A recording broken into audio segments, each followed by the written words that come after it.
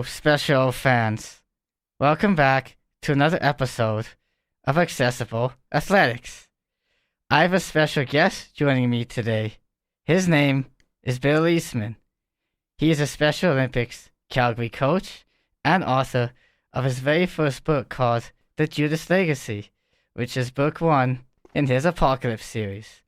Welcome, Bill, and thank you for coming on to the show today. Well, thanks for asking me. So can you tell us a little bit about yourself? Sure. I was born in Calgary, but I lived the first 11 years of my life in Oregon in the U.S. and grew up a lot down there. And then we moved back to Calgary when I was 11. Lived here all my life since then. I'm married. My wife and I have been together for over 30 years, and I have 2 adult kids. Oh, nice. What are your kids' names to tell the viewers here? My oldest is my daughter Jocelyn, and my youngest is Kyle. Oh, nice. So that's good. 2 kids is good. You must be pretty busy with them then. Well, they're on their own as far as work goes, and they're out of school. But we try to stay involved as much as we can with them, and they're Special Olympics athletes as well. So we get pretty excited with watching them in their athletics. Oh, that's nice. So I understand you grew up playing a lot of baseball. Can you tell us more about that? And did that play a role in getting you involved in coaching? Well, when I grew up or was growing up in the U.S., there were no hockey rinks, so baseball was the sport of my choice. I didn't even learn how to skate until I was 12, so I'm not a very good skater. So baseball became the sport that I chose and have played competitively since I was 7 years old. I played competitive baseball and have coached teams and so on.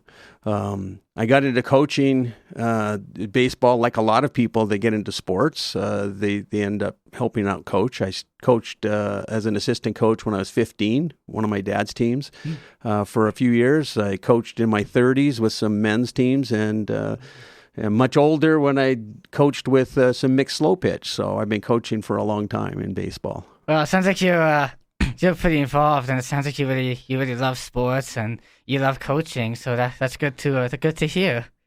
Yeah, coaching is one of the ways to give back and seeing other, sometimes it's you get the competitive spirit in you. But I will tell you that watching somebody that you've coached succeed really is heartwarming. Yeah, I can imagine that feeling as a coach. Going through all that, they accomplish everything and. It must be a pretty great feeling for that. It is. Like I said, when you watch someone that you've coached succeed, it warms you in a way that it doesn't when you're playing. Yeah, that's awesome. So how did you get involved specifically with Special Olympics? That's a great question. A neighbor of my son, or of ours, when my son was much younger, asked him if he wanted to join Special Olympics soccer, and so him and my daughter both enrolled in Special Olympics soccer. Eventually, they got into the floor hockey program, and so that was years ago when they were both teenagers. The sport needed lots of volunteers. There were coaches, but they needed scorekeepers, and so I volunteered to be a scorekeeper. I score-kept for them for a lot of years until the coaching they drag you in to coach as well. Yeah, and once you start coaching, I heard you get pretty attached to it pretty quickly, and it's hard to leave. You do. It's they say once you're involved in the coaching of Special Olympics, you're in for life. Yeah. But that's good because I guess Special Olympics in a way is kind of like one big family kind of. You get to know people so well, and then you just become a good family with them. That's correct. You end up coaching one sport, and those athletes play in multiple sports often, and so next thing you know, you're coaching multiple sports, and it's the same athletes from a broad scope of sporting events. Yeah, that's good that you're so involved with it. What sports do you coach, and how long you've been coaching? Well, I was asked to be an assistant coach on the basketball team a number of years ago when they were needing coaches, and so that was in I think 2016 or 2017, and I've been coaching with the basketball team since then. I started coaching floor hockey right after COVID, and we've been coaching floor hockey since then. So coaching in floor hockey and basketball. Oh, nice. Yeah. What's the basketball team called that you coach, just so that the viewers can know? We call ourselves the Titans. Titans, nice. Yeah, and it's interesting because that is the name of Team Alberta. Just so you know, the Titan or the mascot's name is Titan. So Titan is a really interesting name that keeps traveling. The interesting component of the name Titans that you guys chose as athletes, the coaches didn't choose that name. The athletes did. My university or college team was called the Titans. And my slow pitch team that I coached was called the Titans. So that is a name that just keeps traveling with me. That's probably why you named the basketball team after the Titans then. I didn't do that. The players voted on that, and the players chose that. It wasn't. I stayed out of the voting altogether. It's also a name of on a movie too of a football team. So remember the Titans. Yeah, the Titans are everywhere. So it's one of my favorite movies. Yeah, that's a good movie for sure. Yeah. So, as you are aware, the Special Olympics National Winter Games are coming up here in Calgary near the end of February. Do you have any involvement with these national games? Yeah, I've volunteered to help Team Alberta, and I'm on what they call the mission staff. And what the mission staff does is it helps assists the coaches in whatever they need. So whether it's helping organize the players, helping communicate between Team Alberta or the games committees and the coaches themselves. And so I'm working with two of the sports, cross-country skiing and figure skating. Oh, nice. That must be keeping you pretty busy working with those two teams. Well, they're not huge teams, but yeah, they're in two diverse areas with the figure skaters and the cross-country ski teams. They're excellent athletes, and it's really going to be exciting to watch them. Yeah, the games are going to be pretty exciting to watch too. So I'm really excited to looking forward to the games and seeing what these athletes have worked to and seeing what these athletes can bring. Well, I understand you're one of the Special Olympics ambassadors. I am one of the Special Olympics ambassadors. I got an email about that earlier in the year asking if I want to be a Special Olympics ambassador, and I had to do the full interview process, and then I got hired to be an athlete ambassador. And so what that does is I just go there and I go and like help athletes, maybe interview athletes about their sports and ask them what they do to prepare, kind of thing. And actually, funny enough, as an athlete ambassador, just to tell some viewers here, I'm actually, I got an interview recently to go on the Global News morning show as an athlete ambassador. Wow. During the Winter Games. So hopefully I get to tell the athletes more about Special Olympics and just like what it's about. So it should be fun. Yeah. I'm looking forward to seeing you go through that process as well. Yeah, so hopefully be good. It's my first time ever being on live television, like ever. So excellent. We'll see how that goes. So what are you most excited for with these national games? Well, the first games that I ever went to was the provincial games, but then we went to the national games in Antigonish, and one of the most exciting parts is the opening ceremony. So if you've ever seen the opening ceremonies for the bigger worldwide Olympics, Special Olympics is exactly the same. It's that really exciting moment when all the athletes have their athletes parade into the arena, and it's just a heartwarming moment to see all the athletes and their excitement. That's probably the thing that hits me the most. Yeah, that's pretty cool to watch too. Each country has their own flag bearer that carries the flag. That's so cool. You know how passionate they can be about these sports. But that's right. And each province in the national games will have their own flag bearers, and they'll bring in the team flags. Oh, nice. Do you know if anyone who the flag bearer is for Team Alberta? I do, but I'm not allowed to tell anybody because it is a secret right now. And until there's a public announcement, I can't tell you, but I do know who it is. Oh, that's good. I guess it'll just be a surprise for everybody. Keep the suspense going. It's a surprise for everybody but the athlete who already knows. And that athlete was full of smiles when it's a very proud moment for them. So I'm expecting it to be a proud moment for everybody. That's the athlete's moment. That's the moment they work for. That's what they practice for. So anytime they get to make the national games, it's a huge accomplishment and achievement for any of them. It is. So have you ever been to the Special Olympics World Games? And in what sport? I have not been to the World Games. I've been to the Nationals. for basketball. The World Games I have not been to, although I did help coach 2 local athletes that made Team Canada last year. They went to Berlin. I did not go with them, but I helped coach them up until the games, and that was Will Shepard and Michaela Westlow. Yeah, I had them on my show here about a month ago or so, and they seem pretty excited about the games. They seemed like they had fun, so that's pretty good. Yeah, it's an experience. I think, like any Olympic athlete, it's an experience that is unforgettable.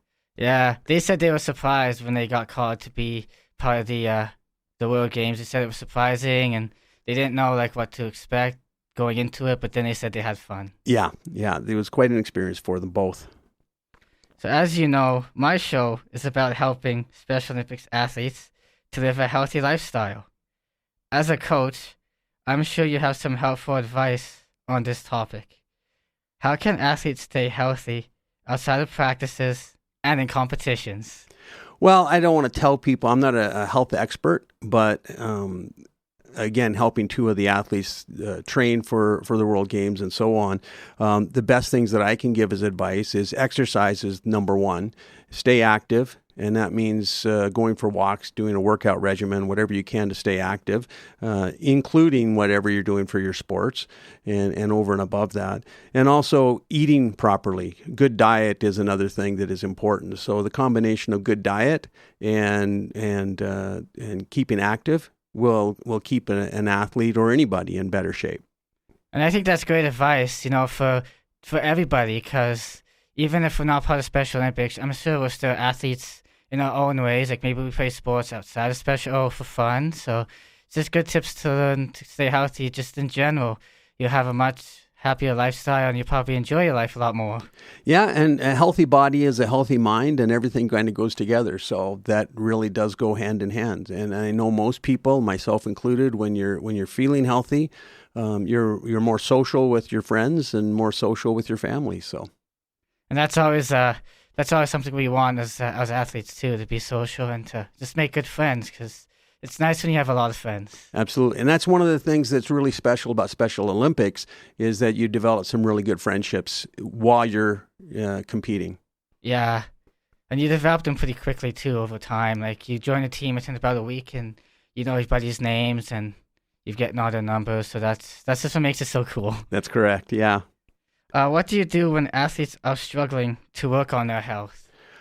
That's a good question. It's really difficult when someone is struggling with working on their health. I don't like to ever tell people what they have to do, but being accountable and trying to set up an accountability schedule is always good, where you can find an accountability buddy or coach and you can just check in with them. That's always a good thing to do when you've got someone struggling. And I know from my previous interview with Michaela, she said you had a coach kind of helping her with preparing for her nutrition and kind of being healthy during the games too. So that's pretty important. Yeah, that's again a real good asset that the Special Olympics committees put together. They try to teach the athletes about good diet, about mental health, about social health, and about physical health. So, and unfortunately, I still see some athletes that still make not the best choices for drinks or for food. But hopefully they're working on that, and hopefully they can change that. So. Well, everybody has to make their own choice, and everybody has to make their own decisions. But hopefully that you can steer them in the right direction with some good presence around other athletes that are taking care of themselves. Yeah, and you can only control what you can control too, right? So that's correct. Yeah. How do you consider health when planning a practice or a game? Well, it's a little bit easier for practice because you're always doing cardio, you're doing workout or a warm up. Stretching is a key component of working out. So we do that, make sure that that's incorporated in to the whole practice. In a game, we do the same thing. Proper preparation prior to the game is important. As far as considering health, we've got to make sure that the athletes, if there's any injuries, that we take care of those as well. Yeah, that's always important too. You want them to make sure that athletes are performing as best they can be to the best of their abilities too. So. Yeah, absolutely. What changes have you seen from athletes when they implement healthy choices? Well, again, I can use probably the best examples, and going back to some of the things that we've seen with the basketball team. I have watched some of those athletes go from struggling with their cardio, struggling with their health and weight, to getting really in good shape through cardio and through diet, and have seen them go from people that are trying to figure out the game to people that are representing the province at the national level. So it's really exciting. Wow, that's a huge change. I'm sure it's good on them, and I'm sure it's good as you as coach to see that too. It's wonderful to see that when you see that growth of an athlete. That shows that the athlete, cares and they want to be better. They want to have better health, and it shows that they're trying. Absolutely. Absolutely. Show that commitment. Do you have any recommendations for athletes to be more active? Try to get out and walk. That's always a good thing. That's a good starting point. If you can find a gym, and there's a lot of them that have zero fees or low fees, if you can join a gym, that's always a good thing. If you can get a workout buddy, that's always a good thing as well, because that cooperation with somebody else will help push you when you're not feeling up to snuff and you feel like you'd rather just sit on the sofa and eat chips and watch TV. Your workout buddy will help you keep you motivated. Yeah, that's good. What if an athlete or someone doesn't have access to a gym but they want to work out? What can they do then? There are a lot. Today, it's much easier to find workout videos on YouTube. It's easier to find workout options that you can go on the internet and find some regimens that you can do in your basement. Almost anybody, not everybody, but almost anybody can find a place where they can at least walk. And when you can do that, that's a good starting point. Yeah, that's good. I think it's important on everybody's part to be active and just to get out and go for a walk. And not only that it helps your health, but, it also makes you feel happier. You're like, oh, I went outside, I did something. It just feels a lot better than being stuck inside. And you can just get to see different changes, and it just kind of changes your mood too. Absolutely. And sunlight does amazing things for the body. And it's actually pretty healthy for you too to get in that much sunlight. There's lots of vitamins and sunlight, so it's really good for your health. Yep. Well, your involvement in Special Olympics is truly inspiring. But this is not the only thing that keeps you busy. As I understand it, you've also recently published a book called The Judas Legacy. And I believe this is book 1 in your Apocalypse series. Having recently read it, I'm a big fan of The Judas Legacy. Can you tell the audience a little bit about your book and the series? Well, first of all, thanks for reading it. I'm glad you enjoyed it. Yeah, no worries. It's just a great book. Very interesting, by the way, too. So. Good. A little bit about the book. From a storyline perspective, the story is based around a wealthy individual who is a businessman who has discovered some ancient relics, and that they have an infused evil component to them that allows him to manipulate people. And as he's accumulating these relics, one of them gets intercepted by a museum curator. And he discovers this, and he kidnaps her daughter and holds her for ransom to get this relic. Now the rest of the story is her trying to work with some other people to save her daughter, and to also at the same time has to keep this relic away from him. And then the whole journey is through that, and her trying to save her daughter. That sounds like a really interesting read. There's lots of stuff going on there for listeners and stuff. Yeah, I mean, I've always been a fan of hero journeys and the underdog overcoming, and that's part of it. And of course, some of my favorite movies and books are Da Vinci Code and Raiders of the Lost Ark and those kinds of things. And so those are kind of the same kinds of inspirations. So it sounds like to me that you're like a history kind of guy. You're interested in like the history and that kind of thing. Well, I wasn't a history. I really hated history in high school. It was one of those things that just was not something as exciting. But when I got to college, I ended up having to take a history course, and I fell in love with it because I had a great professor. So I love history now, and there's a lot of history that is incorporated. Now I have taken a lot of liberties with the history, but I've taken historical events and incorporated them into the story as well. Oh, nice. How many book series of the Judas Legacy are you planning to write? Like, I know you have book one out. I mean, I read it. How many books are you planning to write within that series? That's a great question. So book one was originally intended as a standalone, and I think it can be read as a standalone. But when I got finished with it and gave it to the first individuals that read it all came back and said, "Where's book two?" And I realized that I left the door open enough for a book two, and then in my head, book two took it to a place but not complete. So a book three was also intended. So 3 books in total will be part of the Apocalypse series. Oh, nice. It always sounded like you had some readers that were interested and they wanted to get on with the next season and have more of it. I've had a number of people that have read it that have come to me and said, "Where's book 2 and 3?" And so they're coming. We've got book 2 at editing right now, and book 3 is about 70% done with the first draft. Oh, nice. What inspired you to write this series? Like, what motivated you? Well, I used to own a bookstore, so I always wanted to be a writer.